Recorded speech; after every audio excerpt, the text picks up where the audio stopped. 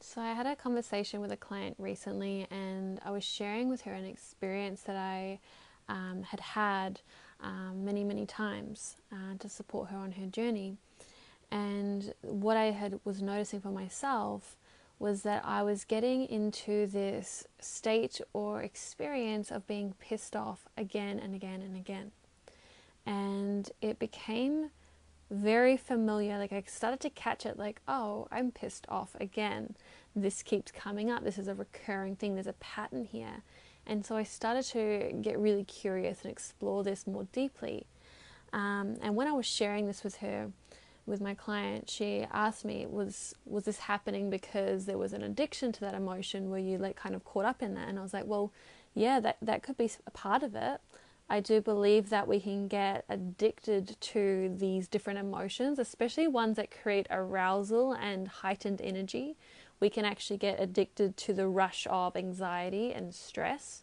I actually had I believe it was a podcast episode quite early on in the podcast, where I spoke about the addiction to stress and that rise of energy. It's kind of like those adrenaline junkies that might go like jumping off cliffs and things, but actually we're kind of getting addicted to the adrenaline rush and those hormones that come with being stressed and anxious and pissed off.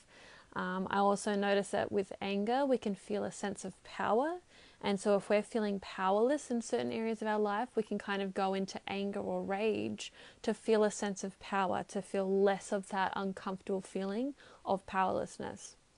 But I also shared with her the exploration around when we can come into almost like an experience of being at war with ourselves. And that's what I was noticing when I went into this exploration around why I was pissed off all the time and I kept feeling this pissed offness. And I was like, oh, actually, there's part of me that was still caught up in a cycle of people pleasing and doing what I felt would please someone else and what I felt would make them feel good at the expense of myself. And so part of me was doing this people pleasing in order to get the love, the acceptance, the belonging that I craved. And then this other part was like, hell no, like I don't want to do that, and was getting really pissed off at having to people please and do the things that I really just didn't want to do to get the love, acceptance, and belonging that I craved. And so there was part of me like, I have to do this in order to feel safe, in order to get love, in order to get my needs met. And this other part was like, no, I don't want to do that. That's so like not what I want. And so there was like this war going on, this inner conflict causing a lot of inner turmoil, a lot of pain and suffering.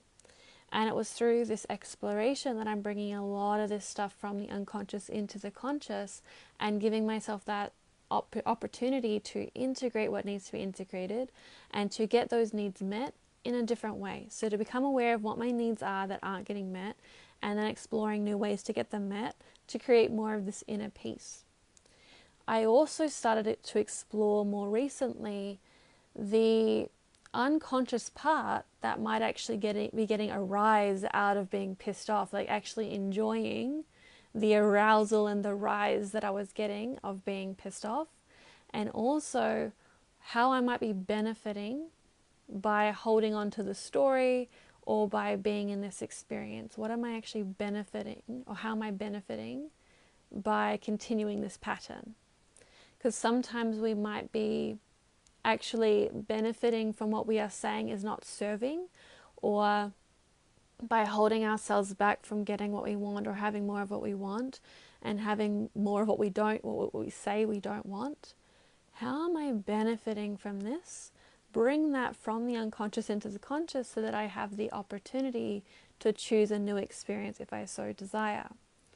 So it was through this deep exploration that I was actually able to shift a lot of this, and instead of constantly getting pissed off by external situations and circumstance and what someone else is doing, which is really giving my power away because I'm allowing these external experiences to dictate how I feel and how I live my life and the experience that I'm having, I'm reclaiming my power in this exploration. There's also this area of like we become familiar with what we've been practicing and playing out time and time again. So it was becoming really familiar for me to be in this experience. And it was actually harder for me to hold on to or to sit in an experience of happiness or joy or bliss or inner peace. So even if I was to move from that pissed off feeling into more of a, oh, okay, I found my inner peace, how long was I allowing myself to feel that inner peace before I went and created the pissed off feeling again? Because again, we are in the power. We are these magnificent creator beings. We're creating all the time. And we have a choice of what we focus on, what we create, what experiences we have. But if we are allowing our unconscious to dictate our life and our experience, and we're not actually aware of what's creating our current experience, and we're constantly saying, well, I'm feeling this way because they made me feel that way, or this happened, and we're giving our power away and creating this kind of experience of being the victim, then we're giving away our power to create the experience that we so desire. And so as I started to explore with that a bit more, it was like, all right, how long am I allowing myself to feel happy? How long am I allowing myself to feel peace? And what am I doing to change that? So what is it that is actually drawing me back to feeling pissed off again? And the more I sat with that, it was like, oh, I'm actually creating this experience. And as I took responsibility for creating that experience, I reclaimed my power and I was able to start to expand my capacity to be with the happy, to be with the wonderful, to be with the inner peace, to laugh and enjoy my life and my relationships rather than being pissed off all the time. And then when I was pissed off, I allowed myself to feel that and I welcomed it and I got curious about it. I didn't wrong and shame it anymore. It wasn't a bad thing. It's not a bad thing. It's just an experience. But what are you choosing to experience? So allow yourself to feel what's coming up and tune in, like, where is this coming from? What is this revealing to me? And do I want to stay here?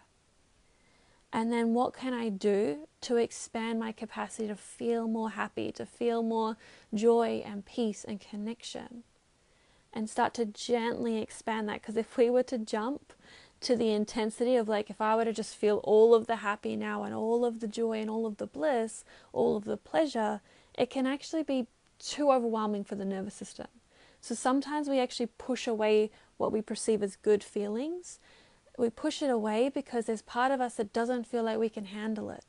It feels like this is too much. It's too intense. I can't handle this because it's unfamiliar territory. So we need to take the time and do the work to expand that capacity to feel the good, to feel the happy, and to bring more of that in. I just recorded and published an episode on my podcast, which is about expanding your capacity to receive. So this is going to be really relatable here, because I had another conversation today with a client and she was feeling like as she was receiving, it was really foreign, it was really uncomfortable. And there was almost like this part of her that wanted to shut down and push away that receiving because she's been in a cycle or a pattern of overgiving, people-pleasing, self-sacrificing, and that's actually what she knows. That's where her comfort is. And so it's her journey of expanding her capacity to receive.